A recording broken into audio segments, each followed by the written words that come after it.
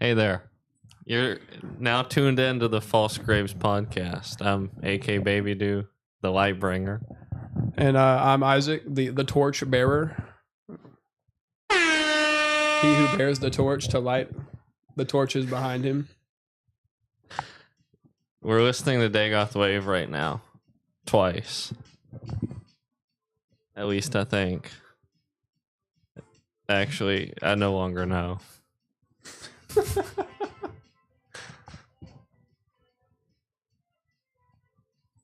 Well, this was a start. So anyway, let's just get into it. Okay, podcasting, it sucks. Simple and plain. But with that being said, we are still on a quest. And that quest is to be more popular than ass and titties. Now, this is day, I want to say like 10,582. So it's kind of my life's work at this point, but we're still on it. Like, we're still on the path. I've recently joined this quest, and I've realized that even with 10,000 days, behind us, there will be 10,000 days ahead of us, and that's just research. And at some point, the ass and titties will be behind us. That I can promise you. But today is not that day, so the work is still to be done. This is true. If there's only three things that I hate, and that's podcasts, repetition, and podcasts. It's just a bunch of people giving their opinions, unqualified at that, unqualified people. So I think step one to, maybe changing the tide of how I feel about podcasts is to start making it an exclusive club of people who can make podcasts. Yes, thin the herd. Absolutely. One thing that dawned on me the other day was, I ended up catching a bit of this podcast, and it dawned on me all it is people talking. Right. Like, that's all that's going on. Mm-hmm. I'm like, how is that even a viable platform? Like, how is that something people tune into as a form of entertainment? I don't understand it. I really don't. I mean, people have been doing it for generations. It's just now they don't have to go anywhere to do it. I mean, people would go out to talk to people. Yeah, like, just go talk to somebody. But lots of people who just didn't feel like talking or didn't have anything productive to say would just go and stand awkwardly. Mm-hmm. Now they can watch and look on without being seen. It's much less risky that way. The awkward standers are the listeners. Exactly. I could see that. So this podcast is undergoing a bit of a structural change. Obviously, there's clearly a different co-host among us tonight. We, as of right now, we await the return, the rebirth of the fur man who is currently being incubated in his new shell. Mm-hmm. But he will emerge a golden yolk, ready to meet us where we're at on day 10,863. Exactly. But regardless of when he gets back, we plan to have a more directed aim this time, a more focused aim. I used to say master the flow state, enter the light. Reversed. But this time we're really going to do it. We're going to master the flow state, and we're going to bring the light. So a lot of people think that that's maybe a joke, maybe I'm being dramatic, but a real story is a few weeks ago I was talking with Mr. Respectable. What's your title? Man, my friends call me Frick, so let's keep it respectable. I was talking with Frick, and he said, you said something that really stuck with me. The Lightbringer. You wanted to bring the light. And he meant it too. Mm-hmm. And I meant it. And so at the core, this time it's going to be much more of a calculated effort. A calculated effort of light bringing. Right.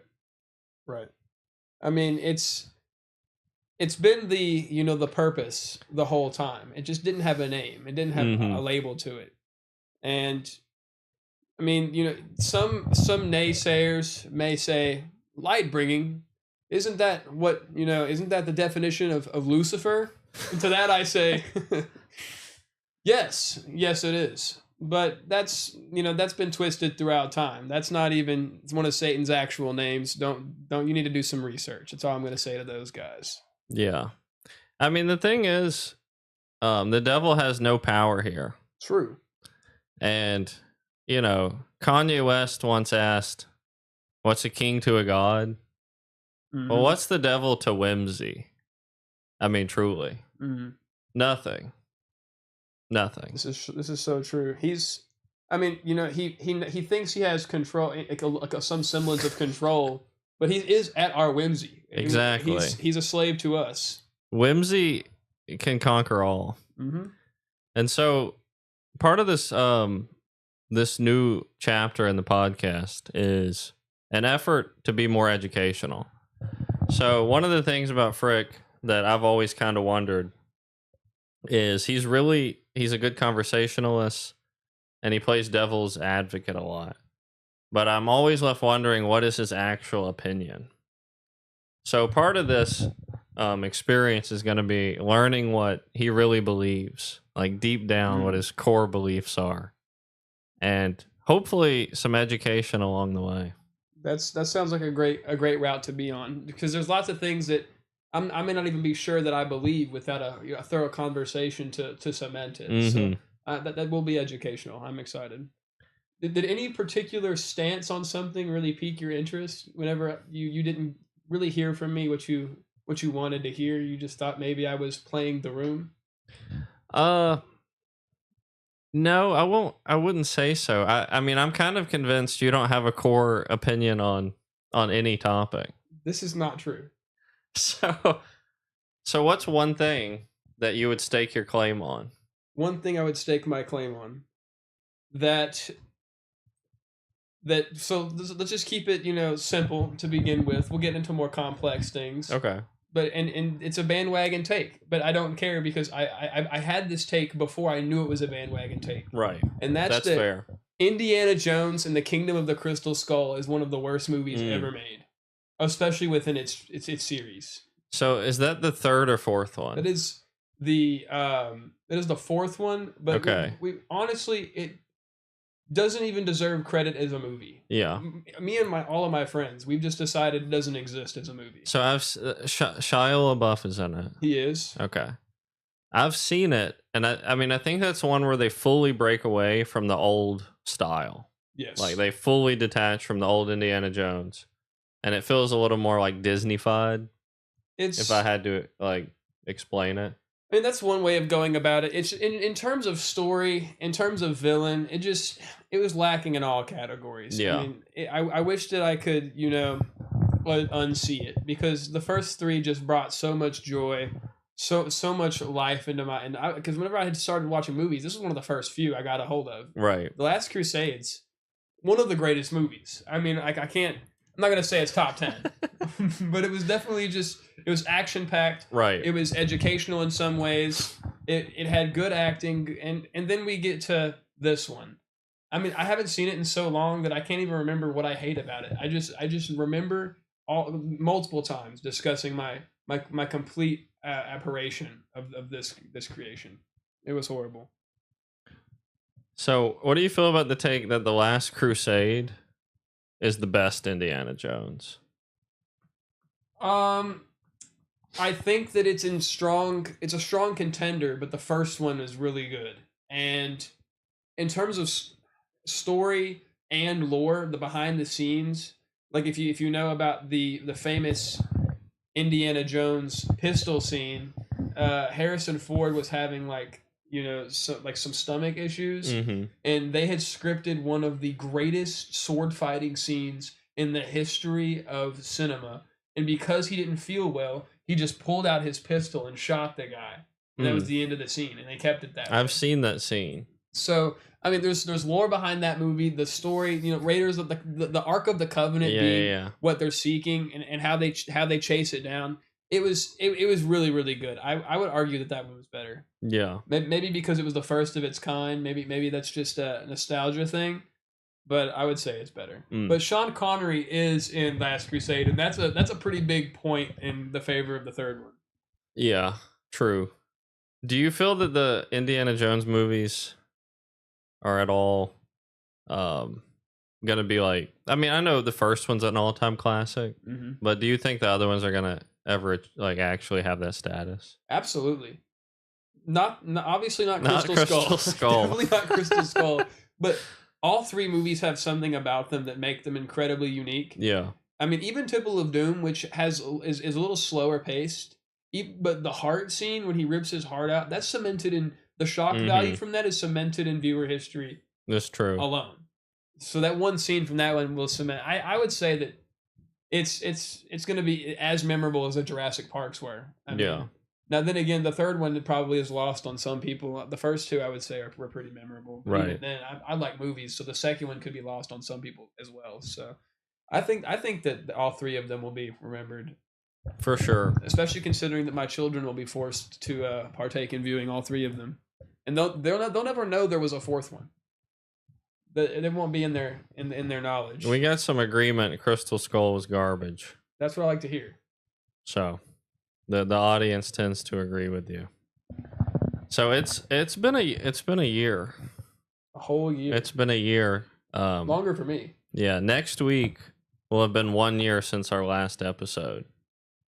And a lot has happened over a year's time. That is so true. I've made a claim, and this is good and bad. I tend to get bound to my own claims. So like I make a lot of outlandish ones, and I almost always have to live down each one. Mm-hmm. And so I've been under the conception that each year would be more intense than the last. And that's something I'm actively subscribing myself to. Wow. And expecting. And I can say with confidence every year has been more intense than the last. Especially this last year.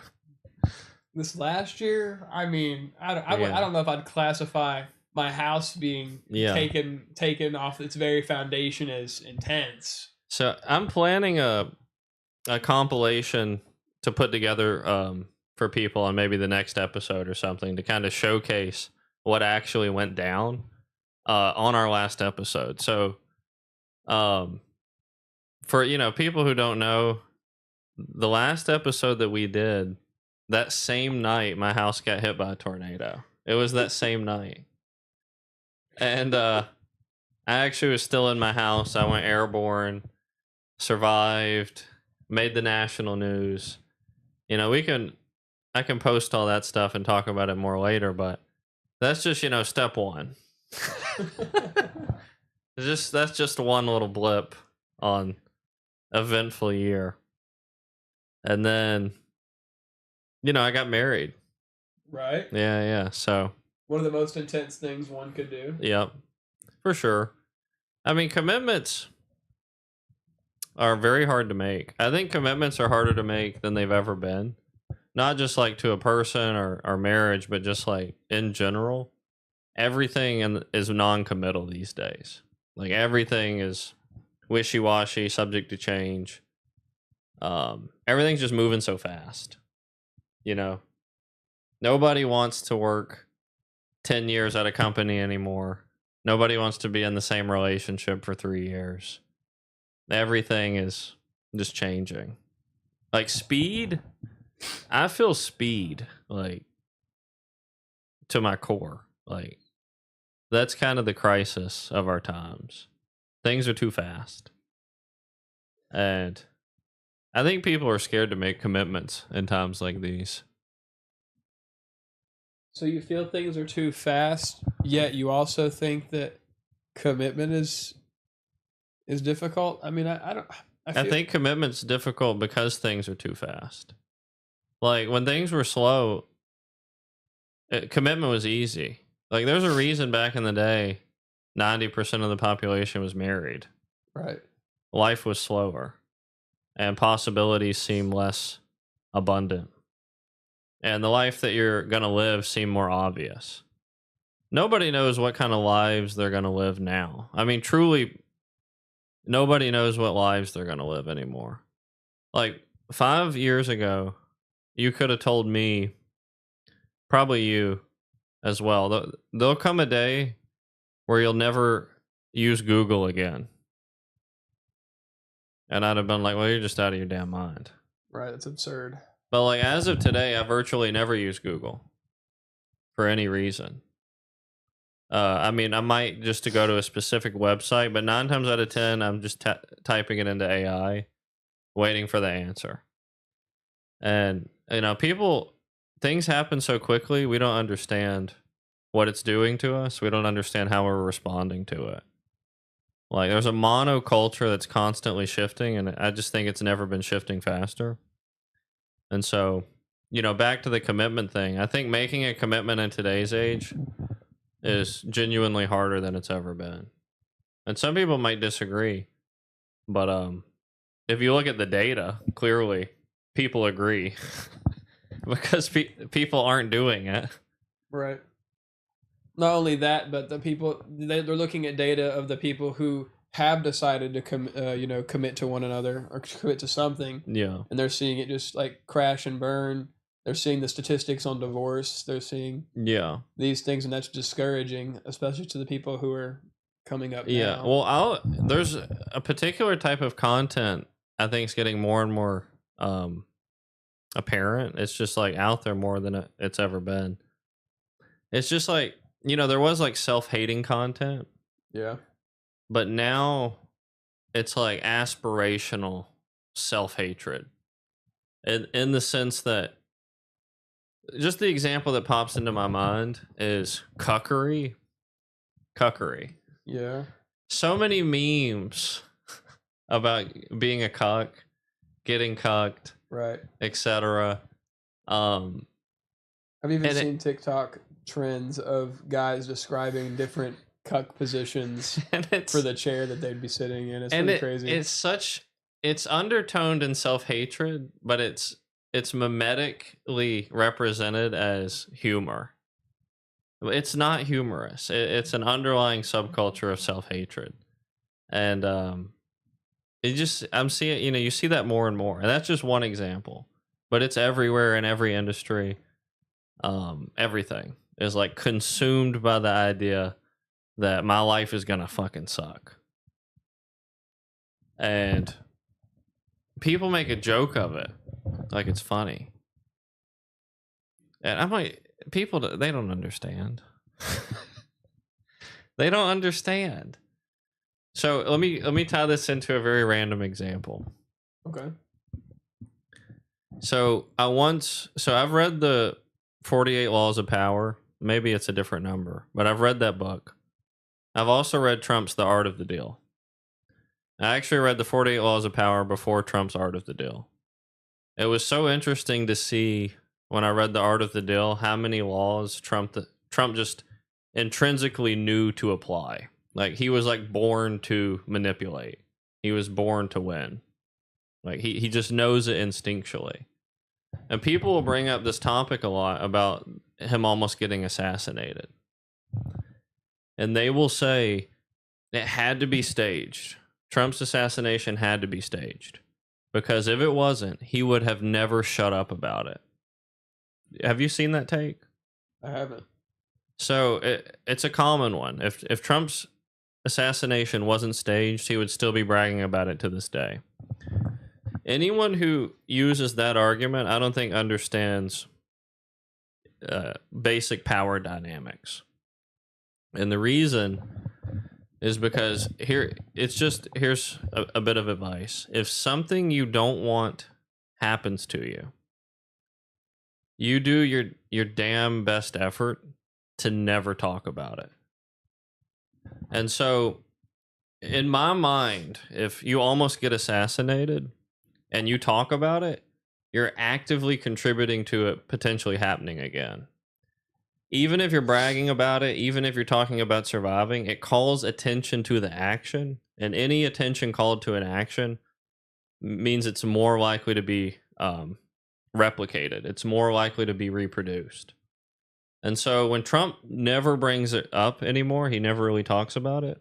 I really think it's a tactical decision to minimize the concept of him being preyed on. Like, Right. it's a predatory act to be on stage talking and somebody try and shoot you in the head. To then go and talk about it indefinitely Right. is to literally inspire the action to happen again. Especially when we're talking about assassinating somebody that whenever you think about it and you talk about it, seems like virtually unable to be assassinated Yeah. with what we have going on in terms of technology, his the guards, cameras, Mm-hmm. planning for all his events, to know that it's even possible to find a hole in his Death Star and take a shot at him. Yeah, You don't want to bring light to that. exactly. You don't want to highlight it. And so I think he's wise enough to know that, and he thinks exclusively that way. If you're like, what's Trump's underlying motives? How does he think? It's all power dynamics. Sure. That's why he's good at what he does. Do you think that it was staged? I don't think it was staged. Because in terms of patriotism, a president surviving an assassination with the flag behind him and a fist in the air does put a really good look on, Oh, yeah. on a guy who's not looked on well. I think it won him the election easily. I'm not saying he wouldn't have won without it, but I think it easily won him the election. And I've been a political person my whole life. I wouldn't say I really had a side when I was younger. I definitely leaned more liberal, but younger people tend to be more liberal. But I mean, maybe for the first time, I'm really apolitical at the moment. So, like, Trump's second term to me has been terrible. Like, Oh yeah, it's not been. I'm not happy with his second term. The first term was great up until COVID, but the second term I've not been happy with. I mean, if you listen to all of the media outlets, you'll hear two words repeated over and over and over and over and over again, and that's short term, short term pain for long term this. Yeah. It's over and over. I mean, people are starting to wake up to the fact that regardless of what side you choose in terms of politics and for the government, they're all backed by the same donors. Yeah. Just in some way. So I mean, the more people that see that, it's people are going to start, I would assume relatively soon going into revolution mode. Mhm. I mean, even like some of my relatives, they've come to me and said, the Declaration, it says, that not the Declaration, the preamble to the Constitution. A little bit after that, it says something along the lines of, if the government's being tyrannical, it's not just like something we can do. Mhm. It's the right and the duty of the people Yeah. to abolish such a premise. I think we're too far removed from violence, and I've talked about this before. I think violence is a great equalizer, and it has its place. The goal is always less violence. Yeah. But if things aren't properly maintained, violence is the natural solution. Like, it's the natural solver. But I think the American public is so far removed from violence that we'll never. I really don't think we're gonna revolutionize. I don't think it's possible. I don't think necessarily that we're not in violence still, in terms of, because fights are always going on. But I think concentrated violence Mhm. towards a goal, it's just chaotic violence at this Mhm. moment. It's It's very spread. yeah, exactly. That's kind of how I feel about it. I mean, I remember seeing something recently, and someone said, why can't we go back to whenever it used to be less violent? I was like, when? The third guy murdered the fourth guy. There is a time in history where violence is less and things are prosperous, and that's right after a war. Right. Right after millions of people have died and lost their lives, there's peace times and people start having a good time again. Right. We have another 60s Yeah. style thing going down, which I mean, I always equate it to, and people think I'm insensitive. I mean, a lot of people think I'm insensitive, but I don't think so. It's a child-parent relationship, and humans. There's like the global consciousness, right? Is kind of like the parent, and the humans are the children. And so when things get so bad globally, or situationally, or country to country, or rich to poor, that violence is the product, that's equivalent to a spanking. I'd said the alternative to, like, when you're a child and you get a spanking, the adult equivalent to a spanking is getting shot in the head or put in prison for life.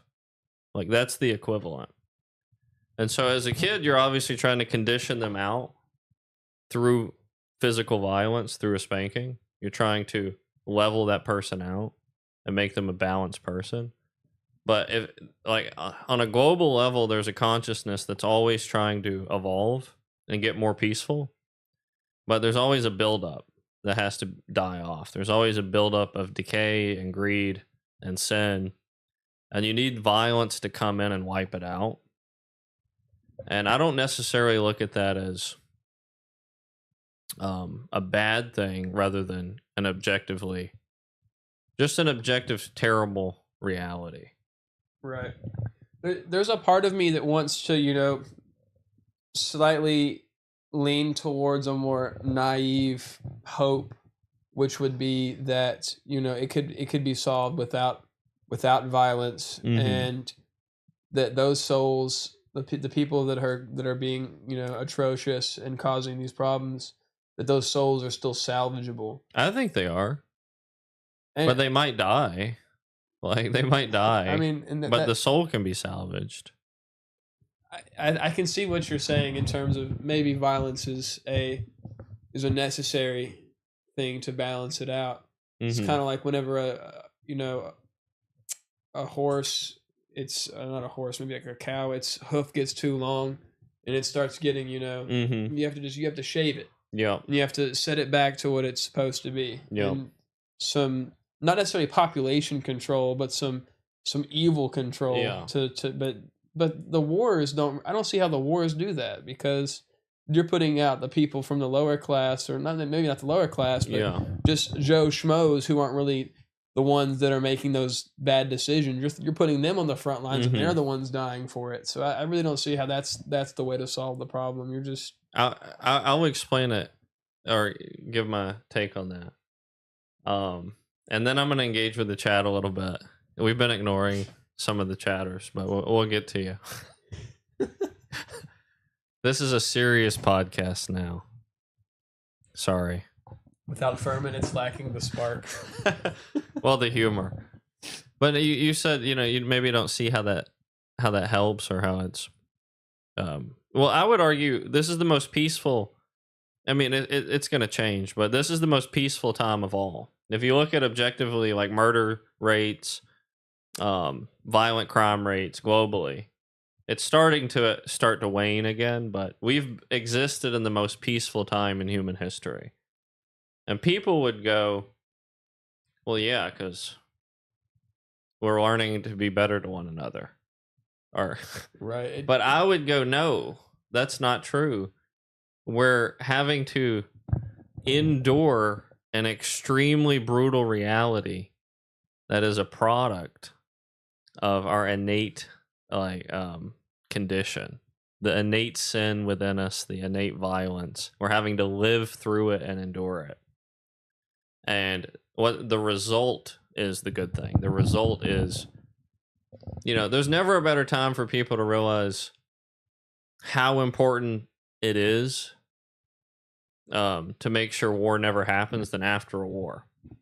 So, like, there's kind of a bloodlust in the air today, in my opinion. There's a bloodlust. It's global. Conflicts are rising up. There's more micro wars. It really feels like an era where things are building to another global event. Of course, even internally. I mean, most of the kids, like, in high school and young adults right now, and people in general are fixated on this bloodlust Yeah. towards the people in power Yeah. over us due to the Epstein Yeah, files. exactly. And it's nobody's thinking these guys deserve any sort of salvation. Mhm. People are thinking these guys need to be murdered today, Yeah. right this second, in the most painful Yeah. and violent way possible. And it's difficult to not feel that way. Yeah. I mean, it's definitely an And understandable desire. I'm saying post, and then like post the traumatic events of history, post wars, where your family, like you lost your brother and your mom, people on the other side lost their kids. Both sides look at that and go, once it's over, how do we never let this happen again? There's a reverence for the violence. There is a reverence, a respect for it. Like, you know, that people say fear God. I'm not saying God is the war or the violence, but there's a reverence for violence. And we've lived in such easy times. I don't think people respect violence. They don't have any respect for it. Like, it's just entertainment. It's just fun. It's entertainment. I mean, people have no issues walking up to somebody on the street and straight up just antagonizing them, and without any fear of repercussions or consequences at all. I mean, Yeah. it's just rage. Well, It's nowadays, whether you're left or right, you could be left or right. If you die, they're making fun of your ass on the internet. What happened to respecting the dead? Like, yeah, I know the response to Charlie Kirk getting shot. No, staggering. Yeah, what happened to respecting the? That's what I mean by we don't respect violence. But guaranteed, after a war, a real one, both sides respect it. Guaranteed. And there, it's like, you know, cycles of that becoming more and more evident. Like if things went really bad this time, and then 20 years later, the next generation has an even more cemented belief, like, and because it's just a buildup of us doing the wrong thing that causes all this shit. You know, it's a buildup. Like, there's a lot of income people who are like, the rich are the problem, etc. But you know, the average factory worker used to earn, I want to say, maybe, you know, people can look this up. I want to say the average factory worker used to earn 30 times less than the owner back in like the 50s. That's a lot. The average factory worker today earns, I want to say, over 1,000 times less than the owner. And it's real that things are unfair. And I equate it to pussy ass behavior. Like, people not fighting for themselves, people not going, hey, fuck you, Mr. Jones. Like, I'm doing all this shit. Where's my fucking money? Like, it's microaggressions over time. Like, the worst aggression is the microaggression because it's undetectable. And that's why all the extreme violence happens. It's buildups of microaggressions. Like, if I went and just punched you in your face, you'd punch me back in all likelihood. And then we'd be fighting. But we'd know what we're doing. We'd understand the territory. Right. But if you're systematically getting screwed by other parties in slow ways, you don't realize it. And then the whole system's fucked. And then everybody all of a sudden feels like the world's out to get them. The world's against me. So many people these days feel like that. The world's against me. You know? It's really because when a lot of people do shitty things and nobody walks up to them and goes, hey, I think you're doing a really shitty thing. Like, that was really shitty. Right. People are just, I mean, so many people have broken away from any, like, you know, system of morality outside, you know, the basic things you have to do to, you know, survive in the smallest of social settings, like Right. going to get food or something. I mean, people are just, They don't care. They're you do you, I'll do me. I won't intervene. Nothing wrong. Oh, yeah. We're in the era of major bystanders. People would rather pull their phones out and document it than be Yeah. a part of what's being documented. Well, I grew up in the era of if they're not hurting me and I'm not hurting them, who's the victim, right? Like, no problem. That's just a naive way to think. Like, if they want to go do these terrible things on their own time, more power to them. You know, I grew up in that era. You know what I'm talking about. I mean, what you're saying is ridiculous, but I mean, I hear what you're saying. I mean, if you know that Joe Schmo is about to go and decimate an Alaskan village, okay. Well, he's hurting the Alaskan village. That's different. He's hurting people. So are you I'm saying the kind of guy who's only sinning against himself? I'm saying morality became as simple as: are you committing outward violence or prejudice? If not, then you are doing no wrong. And I disagree with that. I mean, that's the morality that I grew up with. Are you committing outward violence or prejudice? No. Then you are a good person, and you're not doing anything wrong. But like, if you're sitting on your ass eating junk food all day, watching TV, you're doing something wrong. You can still be a shithead and not be hurting anybody. This is true. I mean, we definitely equate morality to how you behave around others and towards others, which is important. But how you treat yourself is equally as important, if not more so. I mean, because how are you going to do anything to better the race that you are a part of? Yeah. If you are just watching Rick and Morty reruns with Whoppers in your left hand and Doritos in your right. There are people who will be a literal ass to you who have benefited your life more than somebody who just accepted you for who you are. True. And that's what I'm referring to. Like, there is a different form of morality than just, are you nice to each other? Right. It's the kind of friend that will help you sharpen your blade rather than can let you continue to watch you attempt to cut into a watermelon with your dull ass. I mean, that's the kind of friend you want to have around. Yeah. It's because people mistake, they think that they can't be honest with somebody when they're doing something that's clearly not beneficial. I mean, speaking of sharpening blades, that to me, that response sounded very ChatGPT.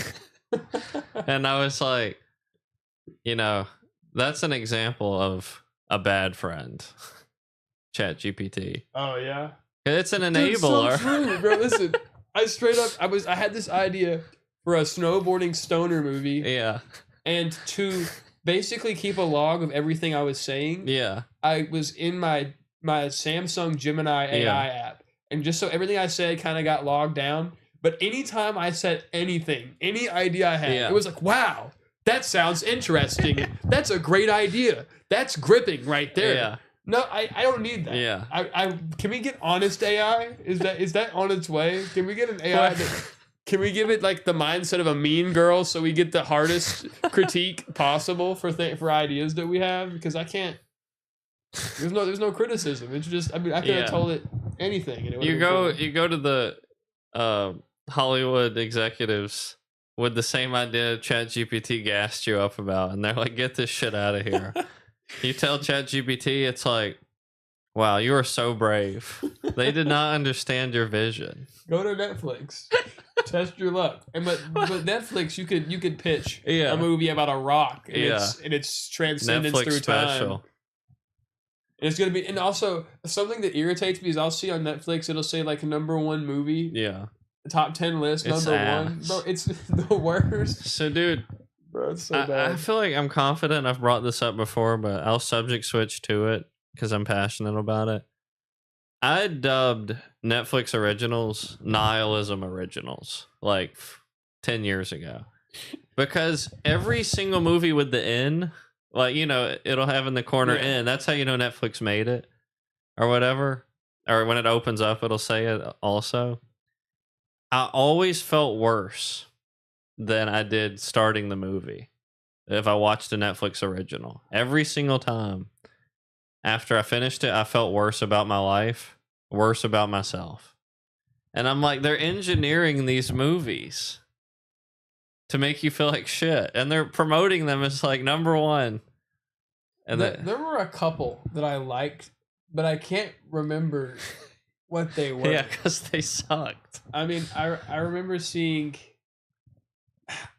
Honestly, where I start to cringe and get hateful is when I see like the children's stuff. Like, and I know that maybe like children's movies. Yes. You don't like them? I love everything up until like the last 5-6 years, maybe something like that. Because like I grew up on Disney, Pixar, DreamWorks, and they weren't just making kids movies. Yeah. They were making masterpieces. Yes. They were making absolute cinema. Shrek, dude, Shrek, top 10 movie. I mean, if that's not the case for somebody of all time, that's a problem.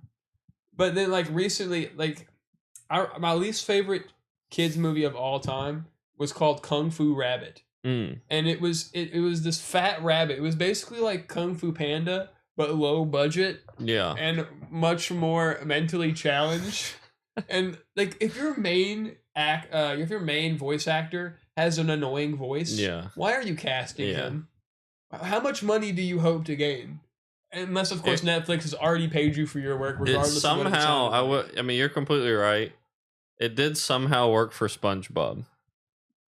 Because objectively, his voice is annoying, but nobody cares. We've internalized the SpongeBob voice. We've all internalized SpongeBob's voice. Yeah, but he had personality. Yeah. His personality made up for what was a little bit annoying. And also, it wasn't like the same every time. There was lots of different variations. Yeah. They gave him lots of different impressions and personality, and the story was captivating enough to make you think, you know what, that's really a part of who he is, and we're cool with that. Because I mean, like nobody else has like, depends on who you are, I guess. Because I don't find Patrick's voice annoying in the slightest. I mean, it's deeper. Deeper voices usually aren't that annoying. That just tends to be the case. That's true. I can see that. I mean, I can't think of too many deep voices.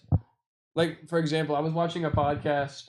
I know I hate them, but I saw I saw this dude pop up. It was Neil deGrasse Tyson, and then I forget his name, Lawrence something. The dude, he plays Morpheus from The Matrix, and they both of them have like Lawrence Fishburne. Yeah, something like that. And they were doing a podcast together. And both of them had they were having like a deep voice off. And I found myself just nothing about that was annoying whatsoever. But if you put, who plays SpongeBob? What's that guy's name? It's so like, I'm not gonna get it. I know it, but I'm not gonna get Kenny? it. Yeah, that's it. You got it. And you put him up against Ariana Grande. I mean, that's just I'm leaving. I'm gonna leave that podcast. I don't want to hear all that. 100%. I can't actually read the chat. What are they getting up to over there? The last chat we got is a homage to that brother. so we're word up. We're getting. I don't know what that's pertaining to, but hey, I'm with it. I wonder if our Hong Kong viewer has been waiting for this moment. I wonder if he'll join us. That's got to be that last one. Right. Right. But now getting back on the topic, I guess, of hating podcasts. Let me just try and get deep here. It's gonna be vague. It's always vague. Taking it down. It's always vague. Get on the real level. When you try to go where others haven't, it gets real obtuse, and it almost sounds like you're just talking out of your ass, right? Right. But I watch podcast content. And I quite literally never feel like I take any value from it. And maybe that's because of my constitution. Like, because I'm very independent in the sense my choices are my choices. I'm very hard to influence in that way. But I feel like there's entire careers, I mean, for sure, that just exist off talking about nothing. Sure, CNN reporters. And let me give you a prompt, and I this just came to me, the perfect example. And you might not agree on the show, but Seinfeld, to Okay. me is a top 5 sitcom of all time. Easily. It might be top 3. It might even be top 2. So whenever But- whenever you said it was a top 5, even then I was thinking top 10. I'll give it to you. Yeah. Top 3, no. Okay. Top Okay. 2, definitely not. But top 5. fine. I And can it was concede that. pitched as a show about nothing.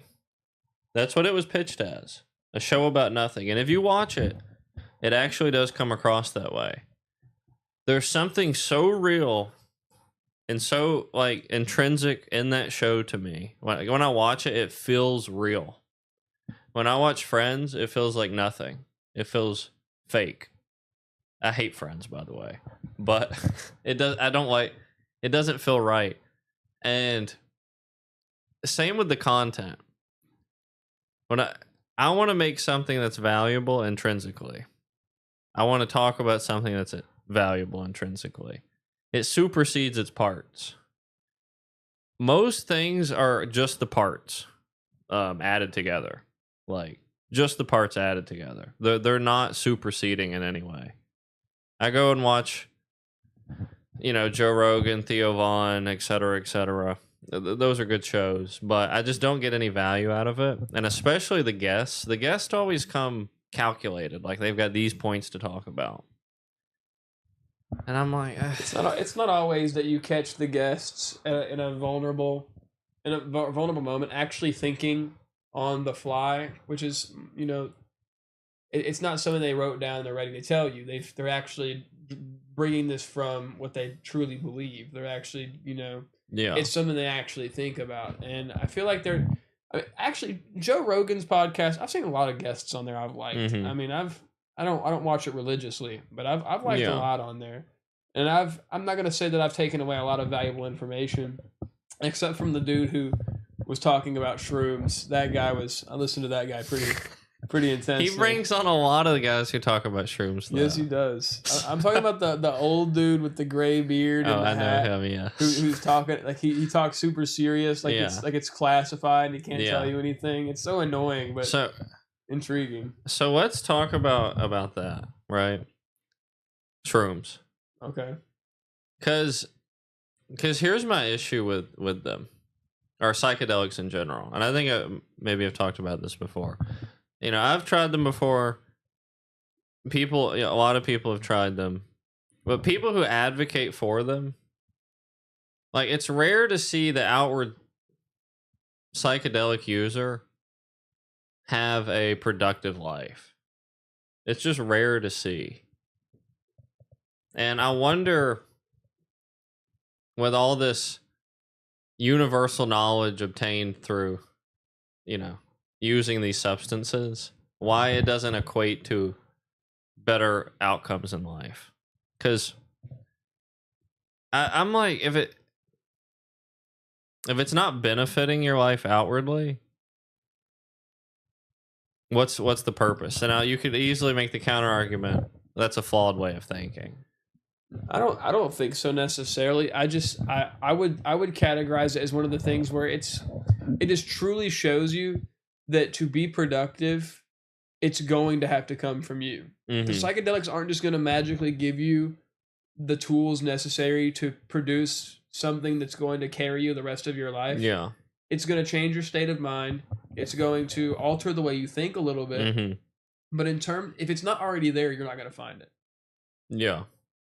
I agree with that. So I think that if you're somebody who is normally productive and you're looking to do something more creative on a Mhm. day rather than continue, building or whatever it Mhm. is you've been doing, that would enhance that. I don't think that advocating for it Yeah. every day would be a smart route. Well, I feel like cultures form around these substances. True, like the Native Americans and their peyote for them. Yeah. And then there's ayahuasca. Ayahuasca. Yes. Yes. Very curious. But I was more speaking towards kind of the loser culture of stoner America. Oh, dude. Stoner America that dabbled in psychedelics. You know what I'm saying. More than you understand. And I'm like, I don't know, because you'll go on forums online and you'll encounter these people swearing by consuming these things. Like, your life will change forever, man. You're never gonna look at the world the same.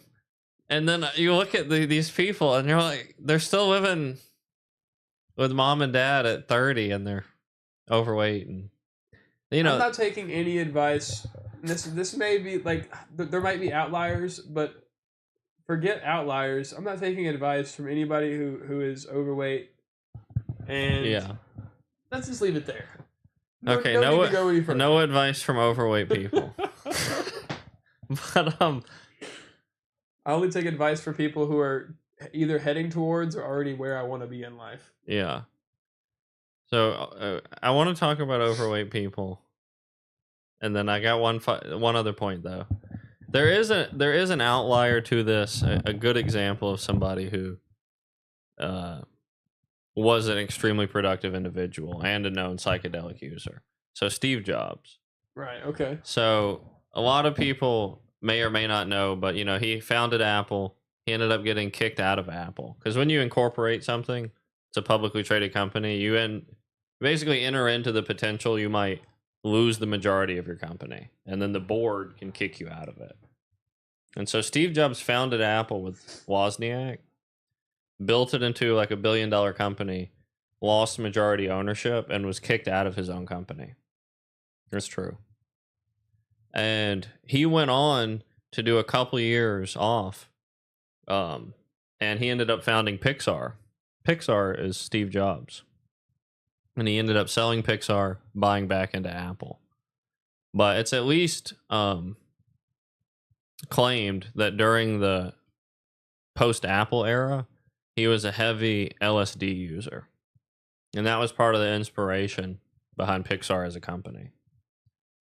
And so clearly, I mean, for some people, like you said, if it's in them, it can help bring out more of Right. the creativity, more of the... Lots of people look at it as a cure. And that's where I think it's... If you rely on it too much, then it loses its value. If you feel like you're depressed and you take shrooms once and you don't derive that the root cause isn't outward, it's within you, and then you also think, these shrooms, they're the cure. As long as I keep taking these periodically, all my problems are going to be poof gone, and I can actually exist in society without hating myself every day. But if you then you're just on something else to rely on. What happens when they're gone? Now it becomes even worse. Yeah. Whenever the shrooms are designed to help you find the issues within yourself, not present itself as the savior to your problems. Right. Because nothing good would do that. Right. That'd be a fallacy in itself. You gotta use them correctly, which is why most people would recommend a sitter. But even then, you could always find a bad sitter. God, I know dude, they're out there. couldn't imagine anything worse than a bad sitter. Like, to put your trust in somebody and then go through a bad trip and then be bad. That's like, dude, gotta be one of the worst experiences ever. Dude, that is. I've done a good job. I've been picky. I've been super picky, and also I would instead of having a bad sitter, I would rather trip alone. Oh, who wouldn't? Name a time where you'd rather, or you'd less you'd not want to engage with somebody who's being problematic. Like, there's no other time more than than tripping where you would want to avoid those people so much. Even if there's somebody who you normally love being around, if they're like the root cause of paranoia that's beginning to build within you, you gotta cut off your arm, dude. You gotta cut that off, and give it a kiss goodbye, especially if it's a homie, and then move on. You gotta get out of there. Me personally, before it even gets to that point, I'll go on a walk, because a solo walk, I'm not like super paranoid anyways. So if I feel like something weird going on, I'll just go for a walk, clear the head, enjoy it, because nature always resets for me. Right. Because if I'm in a house and we're watching something that I'm not particularly it's not rubbing off on me well, go for a 30-minute walk and then come back and I'm right as rain. I mean, I think nature is the best reset that you're going to naturally find. Yeah. Just because it's balanced, it's self-balancing. Yeah. Now, humans may or may not, over the next thousands of years, ruin the earth, but nature is intrinsically self-balancing. And so if you're in it at all, like you're outside of your house, you're in it, you're actually, I mean, you're in an ecosystem that's actively working to balance. So how could you not be influenced in a way that balances you Right. while you're actively out in a system that's working to balance? The homeostasis really rubs off onto one's mental state. I think it does. Now, you obviously have your crazy days, like a tornado. Right. But you've got your beautiful days as well. That's why I find it super, not hilarious, but just so strange that some people will find themselves meditating in their room or their living room Yeah. because I've done psychedelics. A sentence had entered my mind one time and it doesn't leave, Yeah. and that's I'm in a box. Yeah. And there's no way that I could successfully meditate in a box, knowing that it's Yeah. not the true state of my existence. But I had a thought the other day, just recently, about psychedelics. And I was thinking, you know, if I lived in a big city, I don't think I'd ever have taken them. Where, like, where would I go? I'm just, what I mean by 7-Eleven. Well, what I Clearly. mean by that is, imagine you're living in urban America in your apartment on the 23rd floor, room 358, You're a number at that point, man. You And don't you- want to and you decide to like that. take some psychedelics. It seems so unnatural. It does, For something that's meant to be so natural, it's Yeah. just definitely the wrong setting.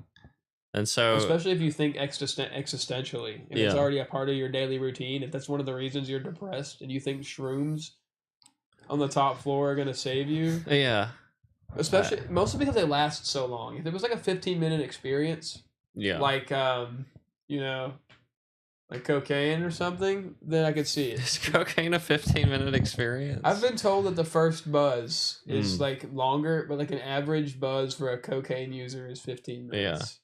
I think, but I could be fact checked and poked fun at for saying that wrong. Yeah. But Dude, let me tell you about the most peer pressure I've ever felt to try meth. please do. I was probably 10 years old. Maybe a little older or younger. And I'm watching Oprah at home. Okay. And there's a recovered meth addict on Oprah. And they said the statement about how dangerous meth is, but they said, unlike other things, it's not like other things. If you take one hit of meth, like if you try it one time, you're immediately addicted. And I was like, not me, bitch. I bet I'd take a hit and be just fine. It made me want to try it so bad. Like, just so I could be free of it. Like, I mean, I want to say so. I've seen meth used in my childhood. I've seen it. I've seen what it does, yeah, and it's like, I don't think I'd ever want to do it. yeah, But I was petitioned, and I thought about it really hard. yeah, And I was like, don't really want this, but curiosity yeah. is gonna fry this melon. I don't want to do it now, but the challenge of it was more the allure. Like, Sure, yeah. if somebody says no, you're gonna be addicted right away, I'm like, I mean, want to bet? Dude, I also meth, like, not only does it like they give you that energy that's really a big thing, because lots of people just like, because they don't You're check their, talking about it like an experienced user now. I No. might be, I'm so aware of what it does, and I've seen it in action so many times that like it's almost like I've taken it. Yeah, I've gotten that contact. you got that homeostasis. That meth homeostasis. I heard a story at one time about this dude who it's not like he killed anybody, he just was being an asshole, and so they took a baseball bat to his truck, dumped it gasoline on it, set it on fire, broke his legs with the baseball bat, and then made him watch. Damn. And it's like, that's wrong. Yeah. But if I was on meth would I have? I feel like I would have done the same thing. I mean, like I feel like it's just it really takes away the fear barrier in one's heart, and that's something that can be useful. I mean, you give a whole front line of soldiers meth. Yeah. None of them are dying. Hey. Even with a shot to the head, even if they get spanked, they're gonna continue to run around the room looking for some way out of the situation. Yeah. But I could also just not do meth, and that's the route that is the right call. We do not endorse the use of these substances. We do, however, recommend all meth stories available to be sent our way for dissection. If you're a user, reach out. We'll solve it. We're gonna fix it.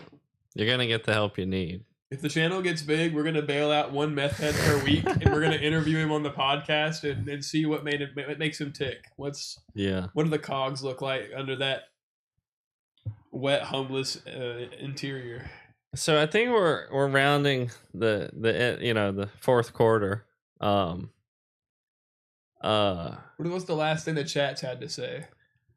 Ghostbusters is a movie about nothing, but I don't want to end on Ghostbusters.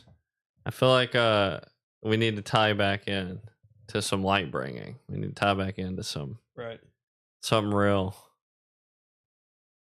I want to say this. I think that the biggest challenge of my 20s is going to be one trait I have that seemingly goes against my light bringing desires. And that's rage baiting. Yeah.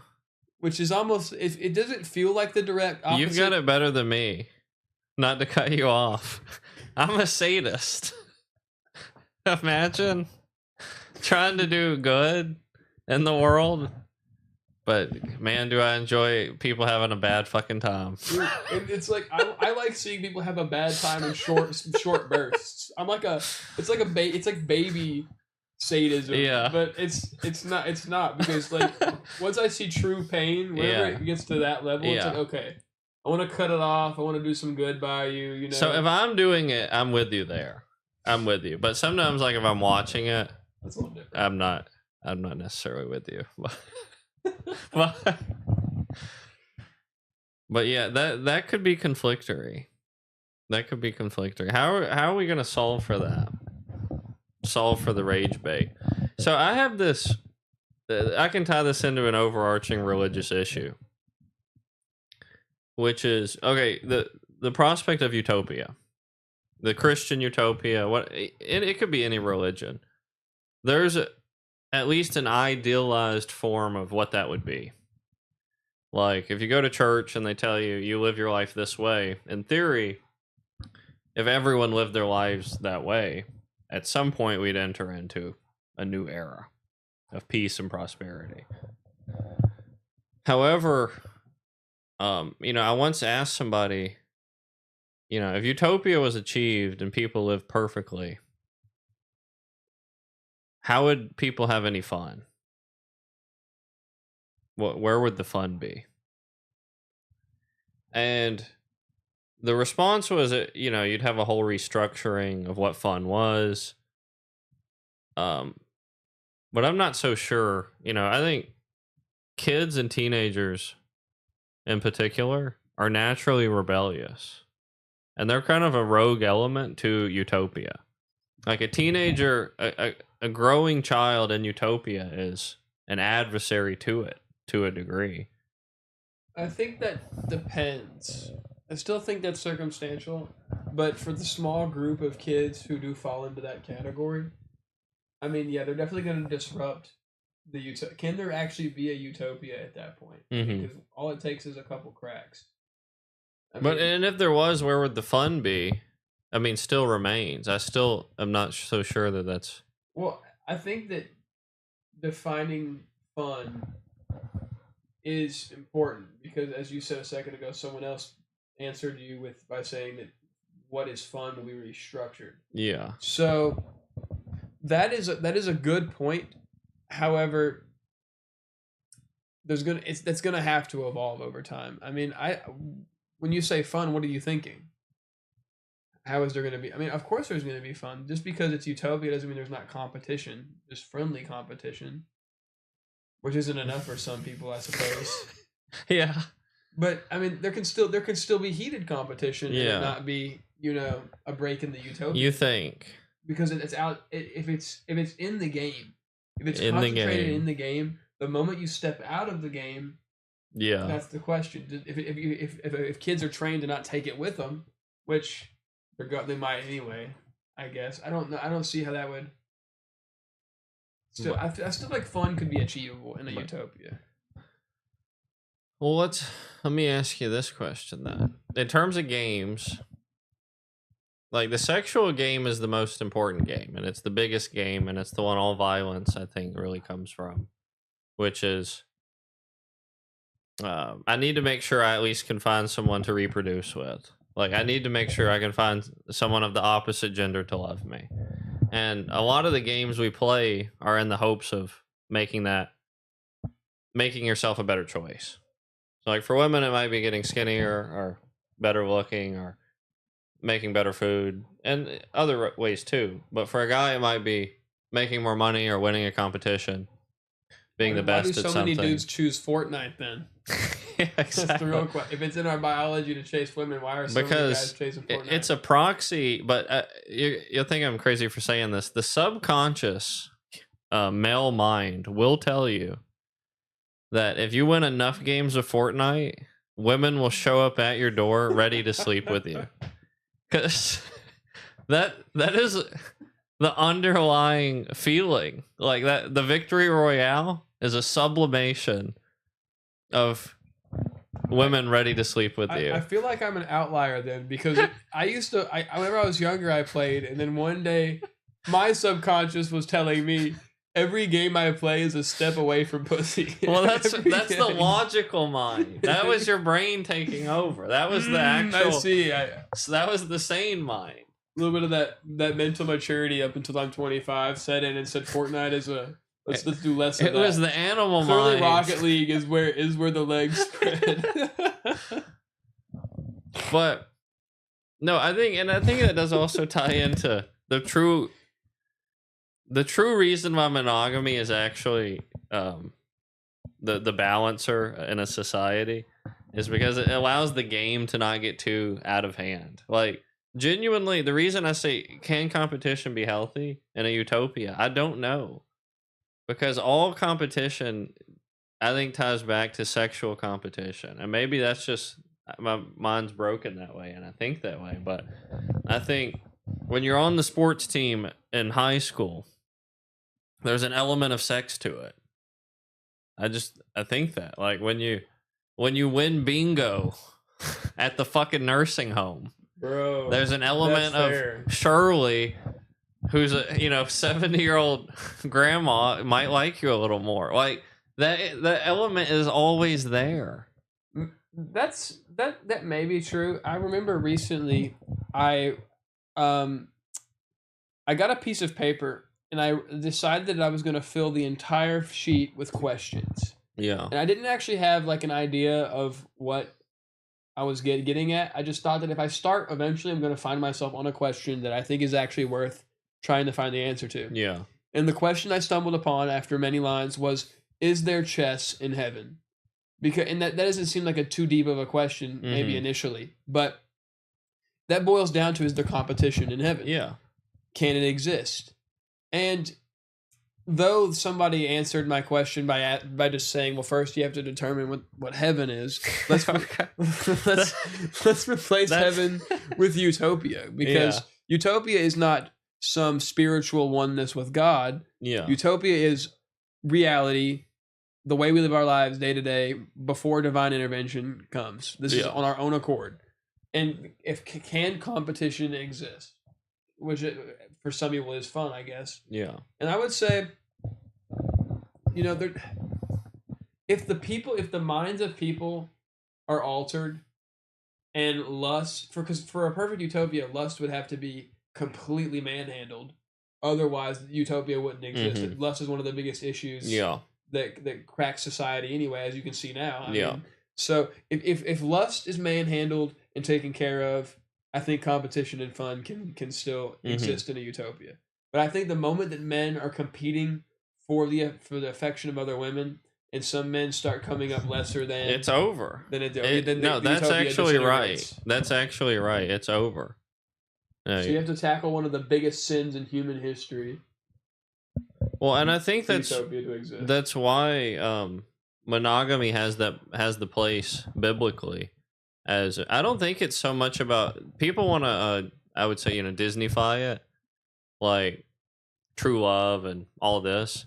No, I think it's extremely pragmatic, and that's why it happens to be extremely pragmatic. Because when the resources dry up, things get hostile very quick. Like, yeah, and there was also solutions to that in the past. It was millions of men dying, and then they didn't have to worry about competing This because is true. there was only half of them. But no, yeah, it's I don't know a way. I think that's right.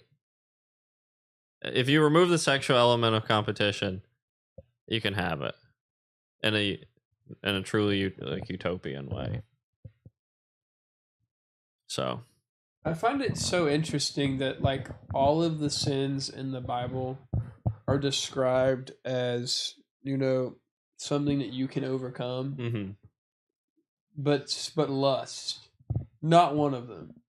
It's the Yeah. one sin that you have to flee from. What does it even mean to instead of confronting a sin to flee from it? Yeah, right. I mean, how do you run from something like that, especially when it's in you?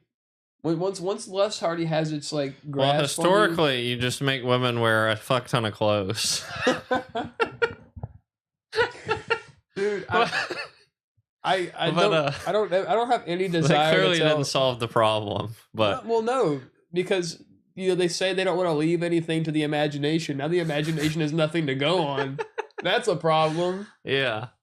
No, so I mean, now the imagination can't solve problems. Curiosity Yeah. will, and then that's a whole other issue. in Well, itself. yeah, flee from it, right? You run, I guess. Sprint. Get out of Dodge. Yeah. Post haste. I mean, what? How do you run from yourself? I don't know, man. That's clearly, and I think it's the one we've struggled with the most. Definitely. On a societal level, it's the one we still have yet to figure out.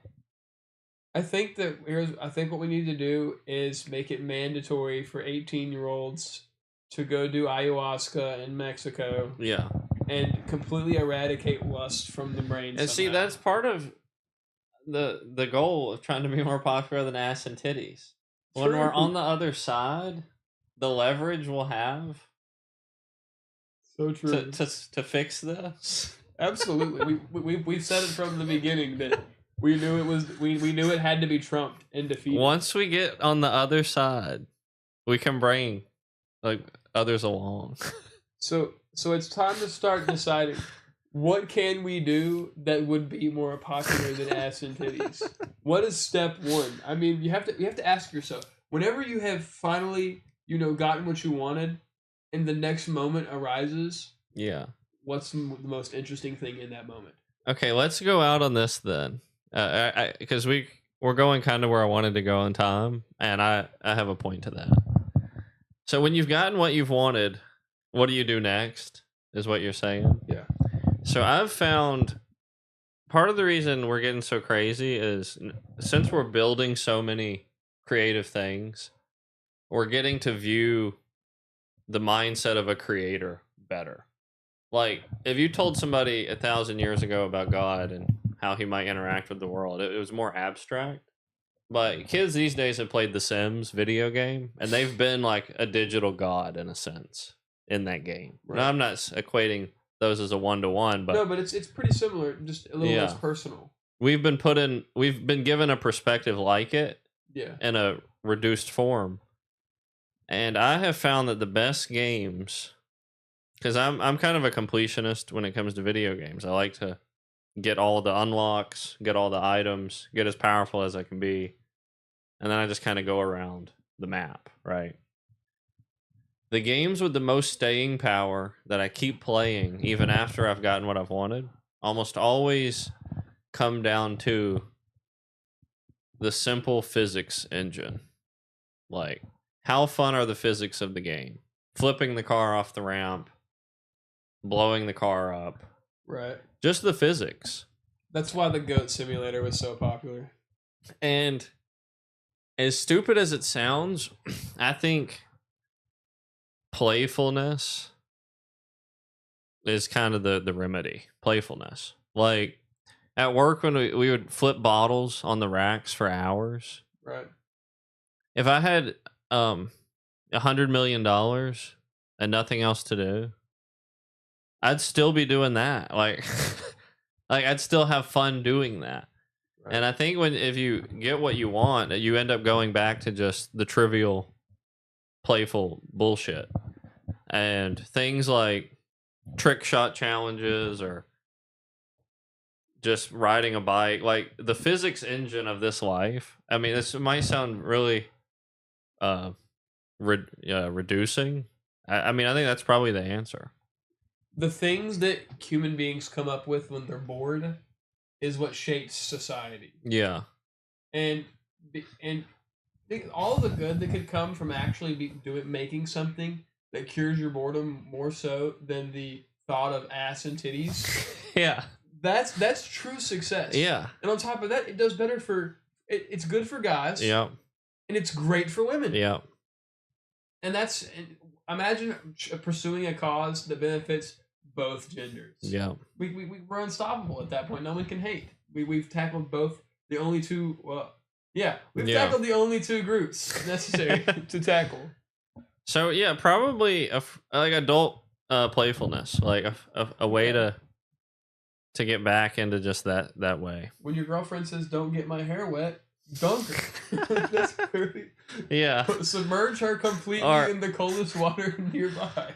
Or why did you spend all day trying to throw a ping pong ball through a paper towel holder instead of looking for a job? Because I care about God. That's why. Exactly. I could be out and about looking for, some poo-tang.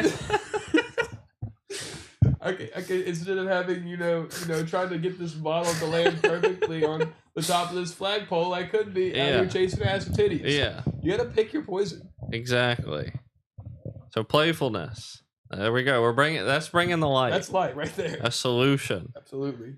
You will flee from lust via playfulness. I mean, really, I think so. Absolutely. So the next time that you're about to get intimate with a girl, beforehand, just to see if it works, have her try to, throw a ring on your dick and see if it, from a far away distance. Yeah. Make a game out of it. Be playful. Hey, that'd actually be a good relationship test, to be honest. So true. Do they get frustrated that you stopped what they wanted? Yeah. Or do they take a second to think, this could be fun? Yeah. And play around? Dude, I tell you, and we'll wrap up. Old couples that are happy together, they're always playful people. Dude, they're straight up putting on blindfolds, turning off the lights in their house, and getting naked and trying to find each other. The old couples that stay together, they're always playful. Yeah. So I think that's it. It's definitely it. We're finding our way through this together, navigating these dark times. Absolutely. As true pioneers of the light. With a torch in hand, it continues to stay ablaze as we navigate the caves. Maybe we'll find the sauce once again. He's been elusive. Hey, the sauce has been through it this year too.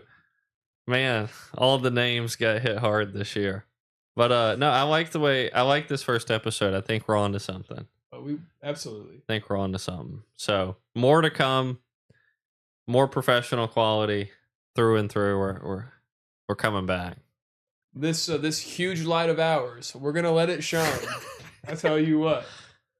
And I forgot what I used to say for my outro, but I'll see you guys later. Peace.